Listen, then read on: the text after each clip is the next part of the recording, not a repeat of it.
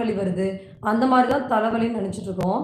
ஆனால் தலைவலிக்கு நான் ரொம்ப மிகப்பெரிய ரீசன்ஸ் இருக்கு. ஸோ அந்த ரீசன்ஸை நம்ம கரெக்டான டைம்ல நம்ம ரெக்டிஃபை பண்ணலைன்னா பிற்காலத்தில் அதிகப்படியான தலைவலி பார்த்தீங்கன்னா ஸ்ட்ரோக் போன்ற பிரச்சனைகளுக்கும் நம்ம மூளை சம்பந்தப்பட்ட நிறைய டிசார்டர்ஸை அது உண்டு பண்ணிடுது. ஸோ அப்போ நம்ம ஹார்ட்டுக்கு போக வேண்டிய பிளட் சர்க்குலேஷன்லேருந்து எல்லா கண்ட்ரோலும் நம்ம பிரெயின் கிட்ட தான் இருக்குது. ஸோ அப்போ அந்த பிரெயின்லேருந்து ஏதாவது ஒரு சிக்னல் நம்ம உடம்புக்கு போகலன்னு வச்சுப்போம். ஃபார் எக்ஸாம்பிள், இப்போ ஒரு விமனுக்கு பீரியட்ஸ் ப்ராப்ளம் இருக்குது, ஏதோ பிசிஓடி ப்ராப்ளம் இருக்குன்னா தலைவலி வர வாய்ப்பு இருக்குது. எல்லா டிசீஸோட நீங்கள் அறிகுறிகள் சிம்டம்ஸ் எடுத்து பார்த்தீங்கன்னா அதில் ஃபஸ்ட்டு இருக்கிறது ஹெட்டேக் தான். அடுத்து பாடி பெயின் வரத்துக்கு முன்னாடி தலைவலி வரும்.